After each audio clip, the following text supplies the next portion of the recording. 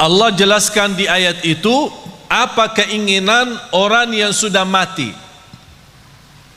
Apa keinginan orang yang sudah mati, sudah masuk kubur, sudah lihat mungkar nakir, sudah dibertanyakan Rabbuka, madinuka, man nabiyuka, dan sudah melihat gelapnya kubur, sudah melihat sempitnya kubur, tidak ada siapa-siapa yang membantu, hanya satu dia mohon kepada Allah. Maulaya salli wa sallim daiman abada ala habibika khairil khalqi kullihim.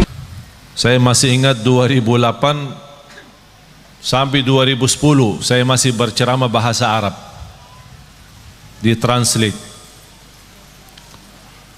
Ya lama-lama jujur saja membosankan. Awal-awalnya orang semangat mendengar, tapi lama-lama bosan ini. Apalagi yang terjemahin tidak begitu semangat seperti semangat penceramahnya. Tapi subhanallah 2010 saya ingat pertama kali saya berceramah bahasa Indonesia. Bahkan waktu itu masih bahasa lucu. Sampai ada seorang ibu, mudah-mudahan ceramahnya begini aja, jangan lancar, supaya lucu katanya. Tapi subhanallah sedikit demi sedikit, saya tidak pernah ambil kursus bahasa Indonesia atau belajar bahasa Indonesia, tapi saya selalu berdoa, ya Allah berikan kepada saya kemudahan bahasa yang bisa difahami. Faham enggak? Alhamdulillah. Kalau lancar tidak faham ya susah juga kan? Walaupun tidak lancar tapi anda faham, dan inti daripada dakwah adalah memahami apa yang kita sampaikan dan bahkan menamalkan. Karena inti ilmu bermanfaat, manfaatnya adalah diikuti dengan amalun salih. Tak ada arti kalau bapak ibu datang jauh-jauh sampai ke tempat ini belajar ilmu tapi pulang tidak ada penambahan amal. Ada nambahan ilmu tapi tidak ada tambahan amal. Padahal Allah Subhanahu wa taala menjaminkan kita bisa selamat dari kecelakaan dan kerugian itu dengan iman kita dan amalun salih. Sebagaimana firman Allah Subhanahu wa taala di suratul Asr, dan saya yakin Bapak Ibu semua hafal. A'udzu billahi minasy syaithanir rajim. Bismillahirrahmanirrahim. Wal 'asr innal insana lafi khusr illa alladhina amanu wa 'amilus salihati wa tawasaw bil haqqi wa tawasaw bis sabr. Sadaqallahul azim. Semua manusia, sampai Allah bersumpah, semua manusia dalam keadaan merugi. Innal insana, walaupun disebutkan al-insan itu satu, tapi yang dimaksud jenis manusia, seluruh manusia dalam keadaan merugi. Artinya merugi apa? Celaka dunia akhirat, tidak selamat dunia dan akhirat. Kenapa mereka tidak selamat? Karena mereka dengan segala kenikmatan yang diberikan oleh Allah tidak digunakan untuk mendekatkan diri kepada Allah. Tapi siapa ya Allah yang selamat dari kerugian itu dan dari kecelakaan? Yang memiliki 4 sifat. Illa alladhina amanu. Bisa terjamin tambahan iman dengan tambahan ilmu. Semakin tinggi ilmu kita, semakin kuat iman kita. Kenapa sekarang umat Islam zaman ini lemahnya iman? Karena kurang ilmu, bodohnya agama. Indonesia negara yang terbesar penduduknya Islam sedunia, dan sayang sekali Indonesia yang terbesar tidak bisa baca Quran. Malu kita kan? Dan saya bangga ketika saya melihat berkembangan hafalan Al-Quran, apalagi anak-anak kita yang memberi insyaAllah tanda baik Indonesia ke depan insyaAllah lebih baik. Contohnya barangkali Bapak Ibu sudah melihat Musa. Sudah nonton enggak TV? Ini orangnya ini langsung ini. Musa belum usia 6 tahun sudah hafal 30 juz. Sudah hafal, bukan khatam ya. Soalnya bahasa Jawa hafal sama khatam beda.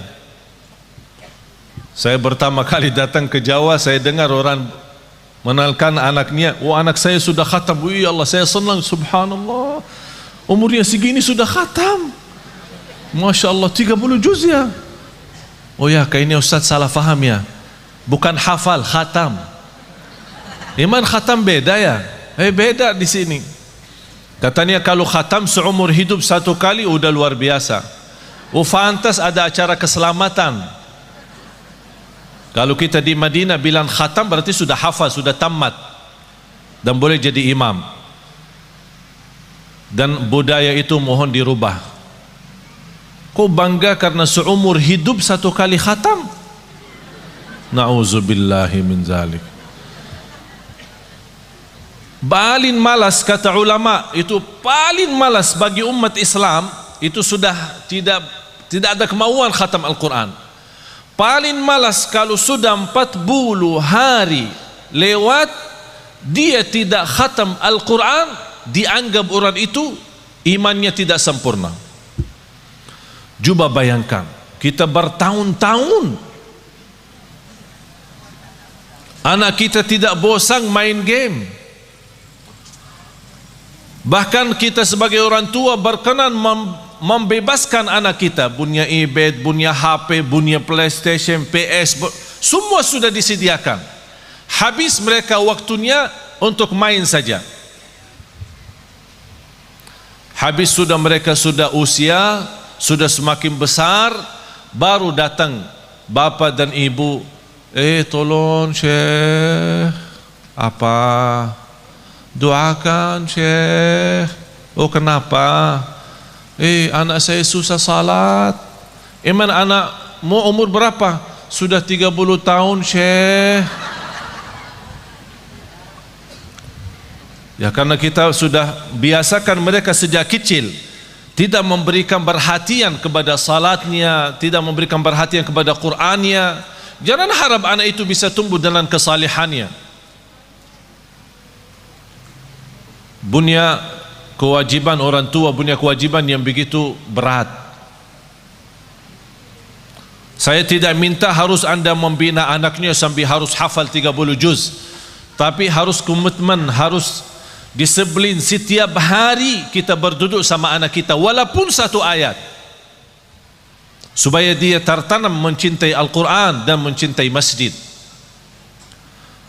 Kita hanya hafal. Berintahkan anakmu 7 tahun, berintahkan anakmu salat. Kalau sudah 10 tahun tidak mau salat, mukullah dia supaya bisa salat. Semestinya sebelum kita berintahkan, ini berintah kalau sudah 7 tahun. Maksudnya Rasul apa? Sebelum memerintahkan, biasakan dia dulu supaya terbiasa. Artinya apa? Sejak dia kecil, masih di bawah 7 tahun, kita boleh membiasakan dia untuk bisa salat, untuk bisa membaca Al-Quran. Sampai kalau sudah 7 tahun, kita tidak punya, sebelumnya tidak punya kewajiban untuk memaksa atau memerintahkan. Tapi kalau sudah 7 tahun, baru mulai tugas baru adalah memerintahkan. Tapi supaya perintah itu bisa diterima dengan baik dan senang, kalau sebelumnya sudah membiasakan dia cinta Al-Quran dan cinta masjid, baru akan ringan menerima perintah dari orang tua. Anak salat, ya salat.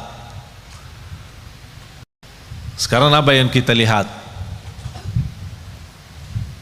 Apalagi kalau kita perhatiin masjid-masjid, yang paling ramai di masjid itu sudah bapak-bapak, sudah tua, mengharapkan husnul khatimah.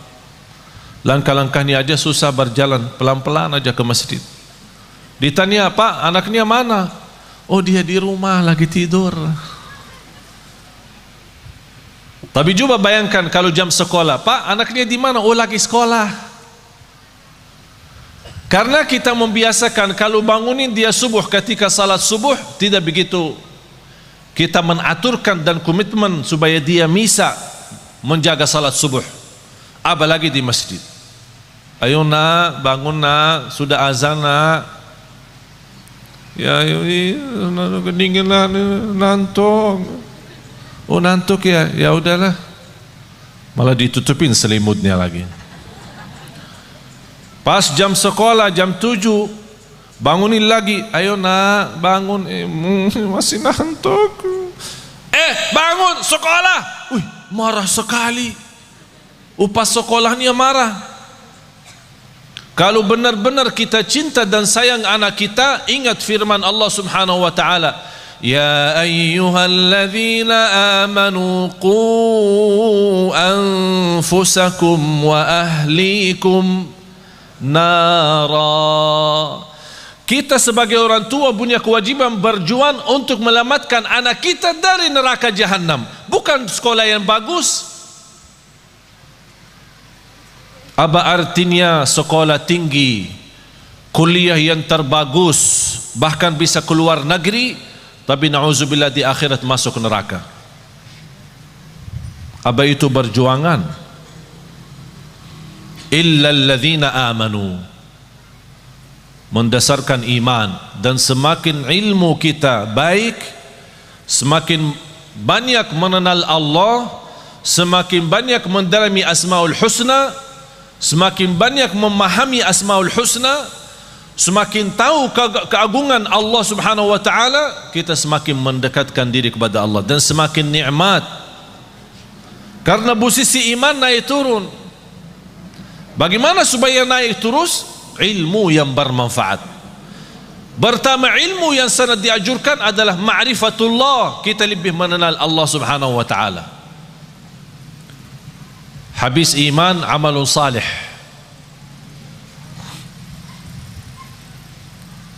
Dan amal salih itu kalau tambah iman tidak ada arti.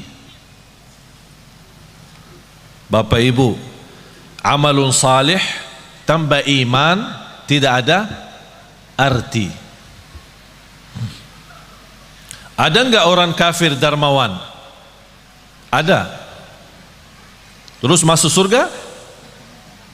Kenapa? Dia baik, dermawan, suka bantu yatim, padahal dia non muslim. Bantu yatim, bahkan bisa salurkan uang bangun masjid.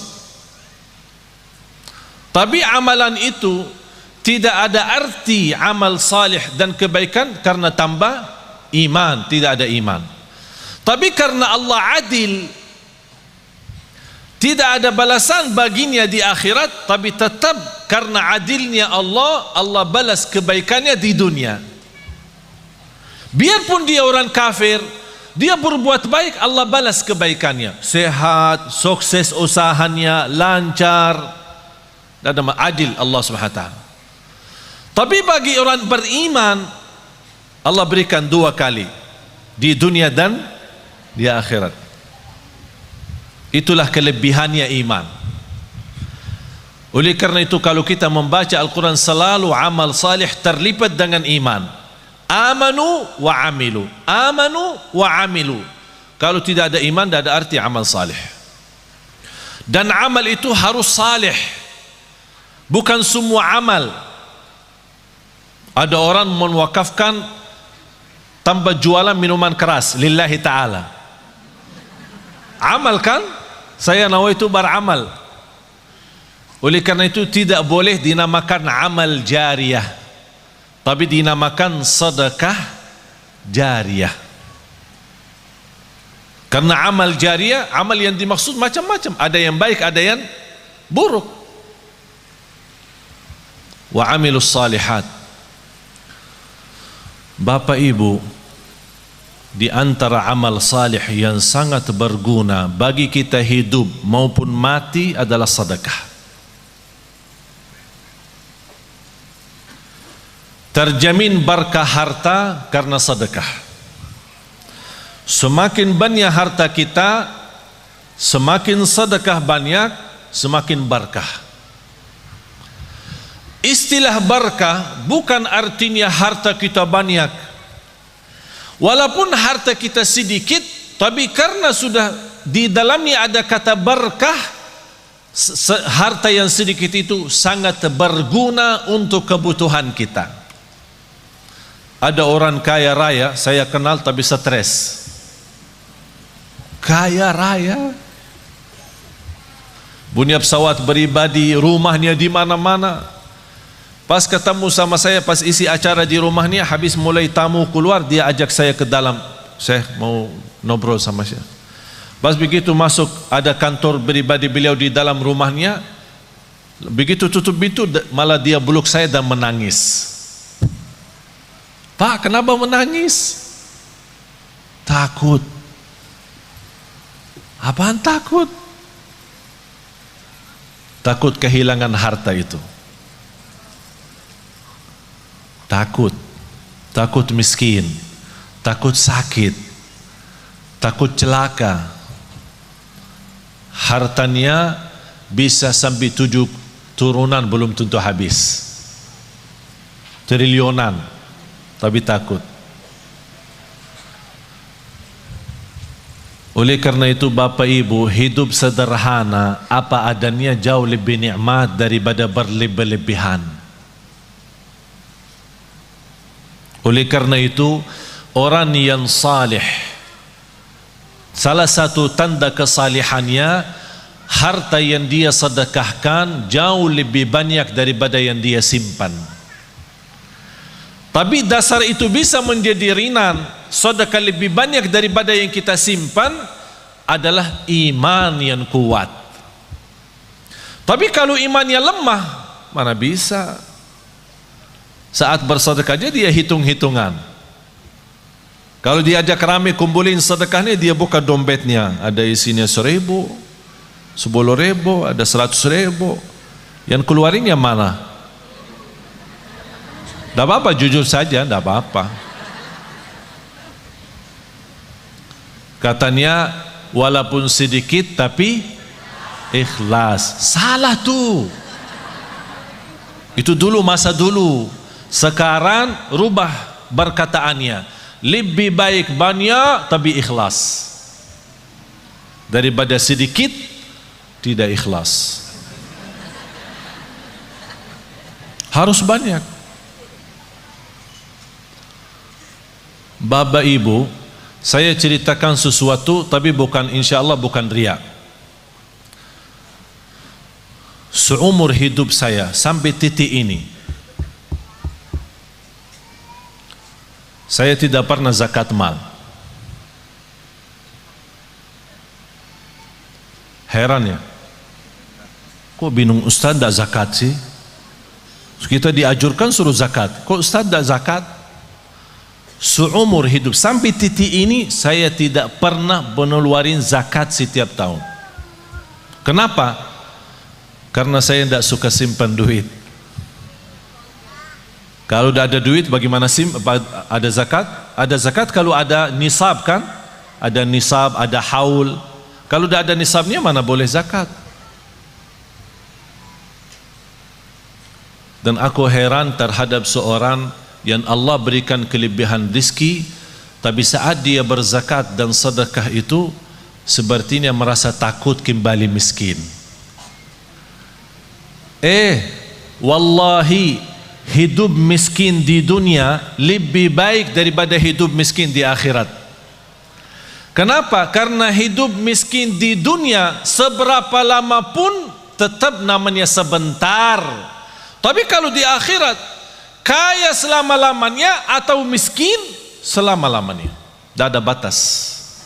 Oleh karena itu bahagia seorang yang saat dia bersedekah, dia sudah ingat, saya lagi isi tabungan akhirat saya, supaya nanti kalau saya hadap Allah hari kiamat, rekening akhirat saya masih banyak. Subhanallah, luar biasa. Oleh karena itu sedekah termasuk salah satu amalan yang sangat berguna bagi orang yang hidup maupun mati. Sampai ada sahabat, ya Rasulullah, ibu saya meninggal, apa yang harus saya bisa berikan kepada ibu yang berguna padahal ibu saya sudah meninggal? Kata Rasulullah, bersedekah. Bahkan Bapak Ibu tolong simpan surah Al-Munafiqun, surah 63 ayat 10. Surah 63, tolong simpan ya, ingat ya, jangan lupa. Surah 63 ayat 10. Allah jelaskan di ayat itu apa keinginan orang yang sudah mati. Apa keinginan orang yang sudah mati, sudah masuk kubur, sudah lihat mungkar nakir, sudah dibertanyakan Rabbuka, Madinuka, Man Nabiyuka, dan sudah melihat gelapnya kubur, sudah melihat sempitnya kubur, tidak ada siapa-siapa yang membantu, hanya satu dia mohon kepada Allah. وَأَنْفِقُوا مِمَّا رَزَقْنَاكُمْ مِنْ قَبْلِ أَنْ يَأْتِيَ أَحَدَكُمُ الْمَوْتُ فيقول رب لولا أخرتني إلى أجل قريب فأصدق وأكن من الصالحين. Ketika manusia menghadapi kematian dan bisa menyebutkan keinginannya dan cita-citanya, ya Allah, tundalah kematianku, ya Allah, kembalikanlah aku dari kubur supaya aku bisa bersedekah kembali. Bukan bisa salat malam, bukan bisa baca Quran, bukan bisa puasa Isnin Kamis, bukan bisa berbakti baik sama orang tua, bukan supaya saya bisa haji umrah, bukan saya bisa nikmati Ramadan. Semua itu baik, tapi satu yang dia sebutkan, supaya saya bisa bersedekah kembali. Kenapa? Ulama menjelaskan, kenapa orang yang menghadapi kematian dan masuk kubur ingin kembali ke dunia untuk hanya bisa bersedekah lagi? Karena dia sudah lihat begitu dahsyat pahala sedekah yang telah dia berikan. Oleh karena itu dia mengharap, ya Allah, kalau memang begini, tolong kembali lagi ke dunia, tundalah kematianku supaya harta yang saya masih simpan bisa saya habiskan di jalanmu. Allahu Akbar. Sedekah itu luar biasa. Bahkan saking indahnya sedekah itu, Allah berikan satu pintu khusus namanya babus sedekah di surga. Jadi ada orang punya kelebihan apa? Ini ada babus sedekah masuk. Seperti Sayyidina Uthman. Sayyidina Uthman ibn Affan yang terkaya. Tahu enggak Bapak Ibu, ada satu cerita barangkali Bapak Ibu pertama kali mendengar. Sampai sekarang jarak kita antara kita sama Sayyidina Uthman 1400 tahun. Sampai sekarang ada satu rekening di bank di kota Madinah atas nama Uthman ibn Affan radhiyallahu anhu. Sampai sekarang. Itu apa? Beliau kan orangnya dermawan, suka bersedekah. Di antara sedekahnya dia menwakafkan sumur air yang dimiliki oleh orang Yahudi. Orang Yahudi ketika di zaman Rasul, orang Muslim mau minum, dia jual mahal. Jadi orang yang mampu bisa beli, orang yang tidak mampu tidak bisa.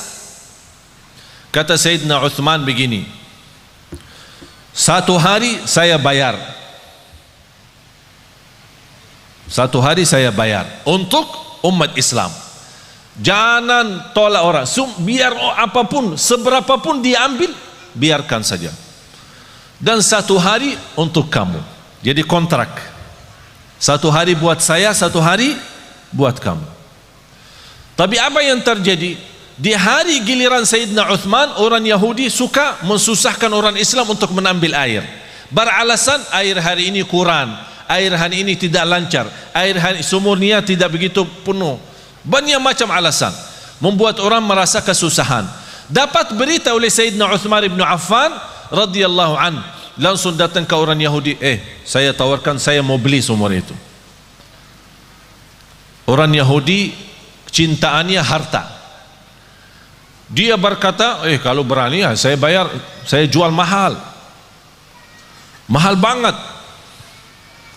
Tapi karena Sayyidina Uthman radhiyallahu anhu tidak pernah menghitung-hitungan kalau saat di jalan Allah. Berapapun harta, berapapun biayanya, saya yang beli. Begitu sudah jadi membeli sumur air itu, kata Sayyidina Uthman, ya Rabbi, saksikan sumur ini wakaf lillahi ta'ala sampai hari kiamat. Sampai titik ini penghasilan sumur air sama kubun, ada satu kubun namanya kubun Sayyidina Uthman, dibeli sama, karena bukan hanya sumurnya, dibeli kubunnya, kubun kurma. Semua penjualan hasil kurma daripada airnya di mana-mana pun masuk rekening Sayyidina Uthman. Sampai dia meninggal dunia masih ada bergilar hartanya, terus berjalan. Subhanallah. Bapak Ibu, sedekah itu luar biasa. Terjamin husnul khatimah dengan sedekah. Wallahi, tidak ada orang yang istiqamah dan cinta sedekah pasti dapat husnul khatimah. Selamat dari kecelakaan, selamat dari kematian buruk. Kalau kita bilang kecelakaan termasuk kebakaran, bahkan disebut dalam hadis selamat dari kematian mendadak. Karena salah satu ciri hari kiamat, akhir zaman, banyak meninggal dunia mendadak. Pas naik mobil meninggal, pas lagi makan meninggal, mendadak namanya. Supaya selamat dari mendadak, jangan sampai kita mati dalam keadaan buruk maupun mendadak, jagalah sedekah. Allah lindungi dari kematian mendadak, dari kematian buruk, dari kematian kecelakaan. Bahkan sedekah itu menjaminkan ridha Allah. Sedekah itu membadamkan kemurkaan Allah. Kalau Allah lagi murka sama kita, Allah marah sama kita, supaya Allah angkat kemarahannya lewat apa? Bukan haji, umrah, puasa, tidak ada, sedekah. Terjamin terhapus dosa kita lewati sedekah. Semua yang saya sebutkan ada lebih daripada 100 manfaat daripada sedekah. 100 manfaat. Bahkan sedekah itu bisa menjadi berkah bagi keturunan kita. Siapa yang ingin punya anak salih salihah, jagalah sedekah. Siapa yang ingin berbakti baik sama orang tua, walaupun orang tua sudah meninggal dunia, lewati sedekah. Oleh karena itu Bapak Ibu, setiap anda bersedekah dimanapun, tolong jangan lupa nawaitu untuk orang tua. Bahkan ada satu riwayat diceritakan ketika orang tua meninggal dunia, mereka dalam keadaan susah, dihantarkan oleh malaikat membawa cahaya kepada mereka. Begitu mereka melihat munculnya cahaya dari jauh, mereka membuka matanya dan memperhatikan, itu dari mana cahaya itu? Cahaya yang menenangkan. Malaikat menjawab, ini cahaya sedekah anakmu. Subhanallah. Bahkan sedekah termasuk salah satu amalan yang melindungi kita dari siksa kubur. Semua kita akan sama-sama masuk siksa kubur. Semua akan masuk kubur. Rumah kita yang baru, tahu nggak rumah yang baru? Belum ya? Belum pernah ke sana ya? Belum. Biasa kalau kita mau beli rumah, kita biasa survei kan? Survei, senang beli, tidak senang cari yang lain kan? Kuburnya rumah kita yang baru. Sudah disurvei belum? Survei. Harus tahu rumah saya yang baru di mana, posisi saya di mana nanti, tetangga saya siapa, apakah dekat jalan raya atau dekat mall. Tahu, harus tahu kuburnya di mana. Wallahi Bapak Ibu, salah satu yang membuat kita mudah bersedekah, kita ingat kubur rumah kita baru. Kita ingat. Kalau kita ingin, saya minta sekali aja. Biasanya kalau di Indonesia malam minggu libur, jadi orang-orang mengajak keluarga senang-senang, makan malam di mana gitu, berhiburan. Kalau di Surabaya kemana? Biasanya malam minggu ya, ke mall ya.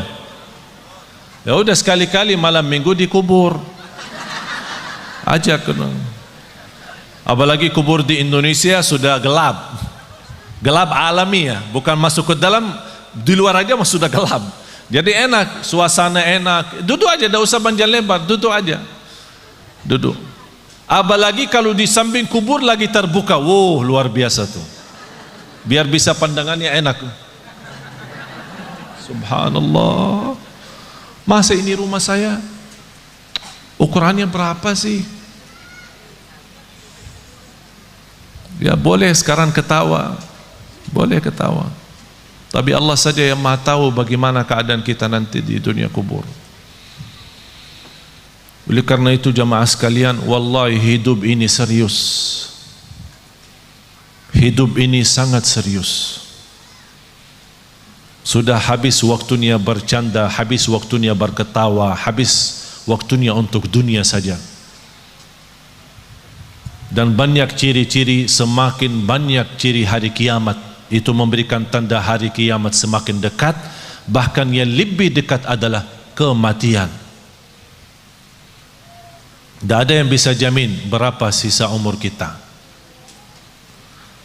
Sekarang kalau saya bertanya, yakin hidup atau yakin mati?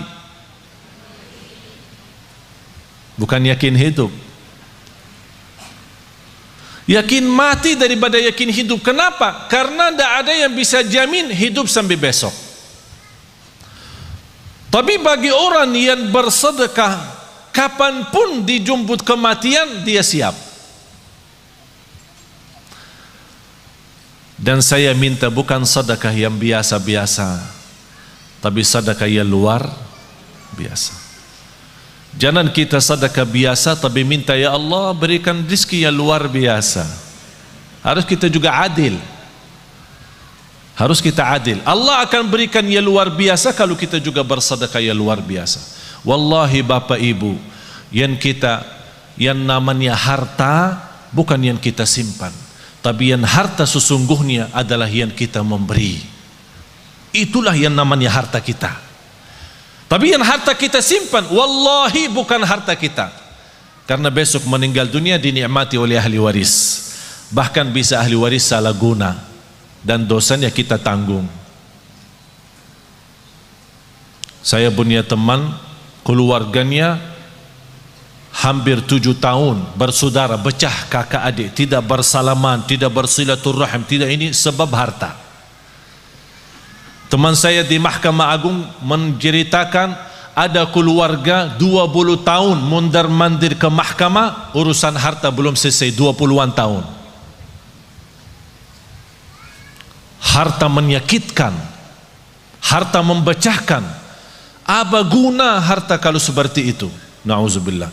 Harta yang berguna, yang membuat kita senang, yang membuat kita bahagia, itulah yang namanya harta nikmat. Oleh karena itu kata Rasulullah, sebaik-baik harta di tangan hamba yang salih. Sebaik-baik harta di tangan hamba yang salih. Kenapa di tangan hamba yang salih? Karena hamba yang salih tidak pernah salah guna harta itu. Bahkan dia menjadikan harta jembatan menuju ridha Allah, menuju surga Allah. Jangan Anda berkata, saya tidak bisa berikan apa-apa. Dan saya tidak minta Bapak Ibu sekarang sebelum Anda pulang udah kosongkan rekening semua, blokir, habiskan, transfer semua isi rekeningnya kepada Yayasan Nurul Hayat. Saya tidak minta Anda sekarang buka tasnya, habiskan semua yang ada isinya. Tapi lepas ini, aduh, gara-gara Syekh jadi begini. Karena kita belum memiliki iman seperti Abu Bakar Siddiq.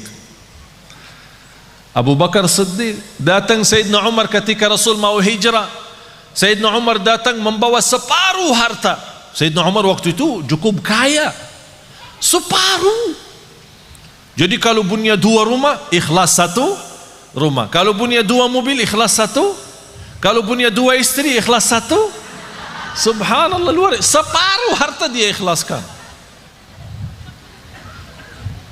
Sampai Sayyidina Umar merasa dirinya sudah begitu luar biasa berbuatan kebaikan, barangkali tidak ada yang terbayang, siapa yang mau kurbani separuh harta? Kalau kita tabungan akhirat, tabungan rekening kita 100 juta, berani nggak 50 juta? Ya berpikir dulu katanya, berpikir dulu. Kalau mau masuk surga, Bu, kalau mau masuk surga mau bertanya suami dulu ya, mau bertanya suami dulu ya. Banyak yang salah mengerti soal nafkah. Ada kewajiban nafkah dari bapa kepada istri. Ada namanya nafkah uang belanja, uang belanja rumah. Jadi apapun yang di kebutuhan rumah diserahkan bapa kepada ibu, belanja sayur, belanja makanan, pokoknya semua kebutuhan rumah. Ini namanya nafkah umum, nafkah bersama. Tidak boleh disalahguna tanpa izin suami. Ada nafkah yang namanya pemberian dari suami kepada istri. Sayang, ini untukmu. Buat apa? Ya terserah. Ada orang ibu, suami saya suka kasih saya untuk beribadi setiap bulan misal 3 juta atau 2 juta. Tapi kadang-kadang saya bingung, kalau bersedekah apakah minta izin suami? Enggak. Itu namanya hakmu sendiri. Apapun digunakan tidak perlu minta izin suami. Tapi jangan uang beribadi yang diberikan oleh suami disimpan, uang belanja buat rumah disedekahin. Ditanya sama ini, kok habis makanan di rumah? Kemarin Syekh Ali ajak kita bersedekah, jadi saya salah keluarin uang belanja yang saya pakai. Itu yang harus izin suami. Bapak ibu jamaah sekalian, sedekah itu ketika Rasulullah SAW didatangi oleh Umar bin Khattab waktu hijrah, ya Rasulullah, ini separuh harta saya untuk perjalananmu hijrah ke Madinah.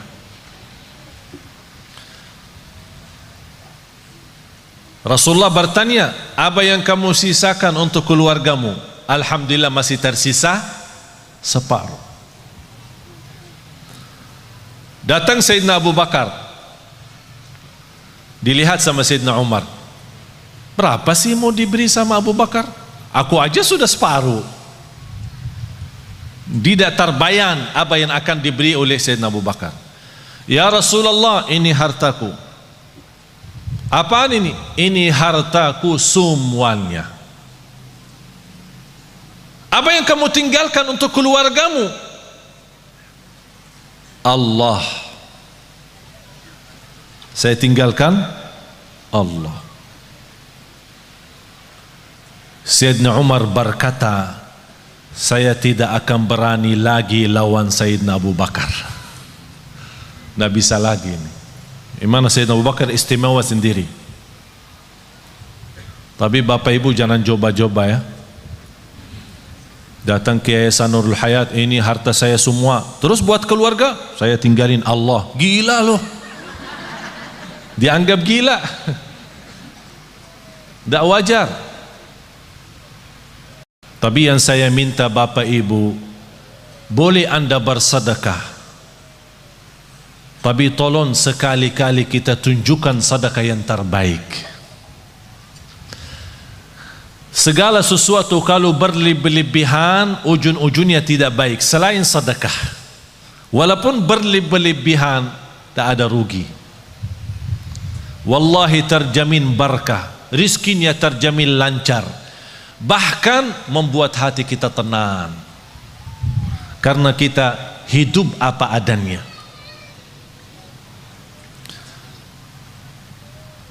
Ada satu amalan yang saya harap bapak ibu bisa amalkan.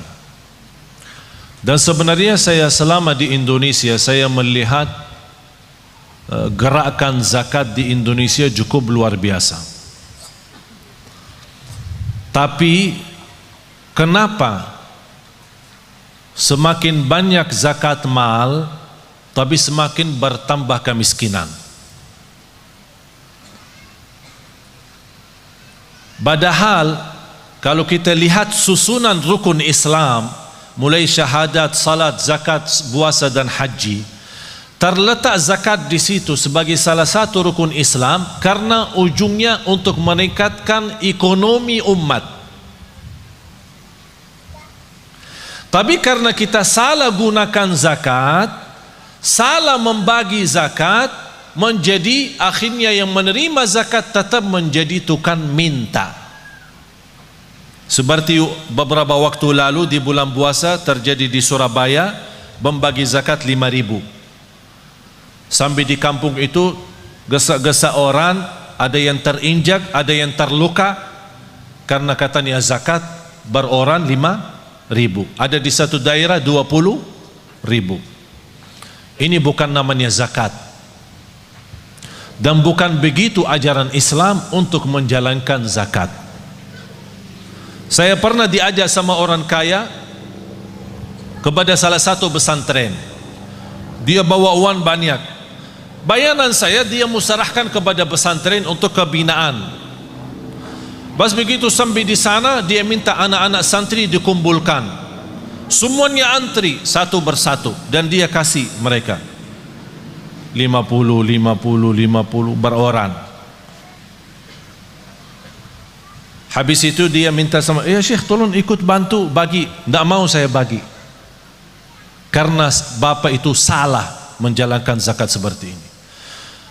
Zakat itu lebih baik kita membina seorang, 2 orang, 3 orang, tapi bina total sejak dia kecil sampai besar. Dia anak yatim sampai dia tamat sekolah, bahkan kuliah sampai dia bisa mandiri sendiri. Itulah namanya zakat yang bisa membuat orang lain bisa hidup mandiri, bahkan besok dia bisa memberi zakat daripada menerima zakat lagi. Kalau kita kenal keluarga miskin, kita bisa memberikan modal bisnis dan kontrol. Kita buat program dan kita tetap kontrol mereka supaya tidak salah guna modal itu. Insya Allah yang pertama menerima modal dari zakat, besok dia sukses dan maju usahanya, dia akan memberikan zakat. Sampai datang satu waktu seperti Sayyidina Umar ibn Abdul Aziz, orang bawa zakat, wahai Amirul Mukminin, kami punya uang zakat tapi tak ada yang terima. Ternyata karena semua penduduk di zaman Umar bin Abdul Aziz adalah memberi zakat, tak ada yang menerima lagi. Kenapa? Karena zakat saat itu betul-betul untuk membina, bukan hanya sebatas bagi.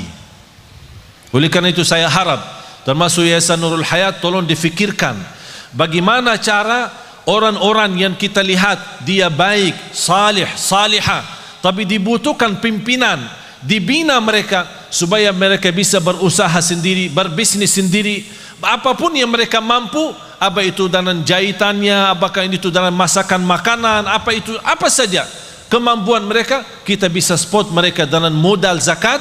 Nanti dari situ awal-awalnya bisa 1 tahun 2 tahun dia tetap menerima, tapi besoknya insya Allah terjamin dia akan memberi. Akhirnya lama-lama semakin sedikit berkurang menerima, semakin banyak bertambah memberi. Akhirnya di situ tambah kekayaan umat dan terlihat ekonomi umat Islam semakin membaik. Itulah inti daripada zakat.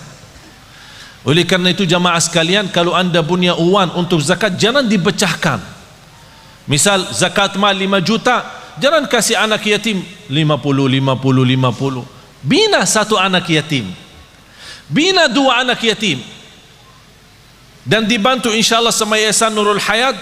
Kira-kira dibutuhkan pembiayaan bertahun, sekolahannya, kesehatannya, pakaiannya, semua segala, belajarannya, pendidikannya, apa yang dibutuhkan seorang anak di usia gini sampai 1 tahun, dihitungkan kira-kira biayanya berapa.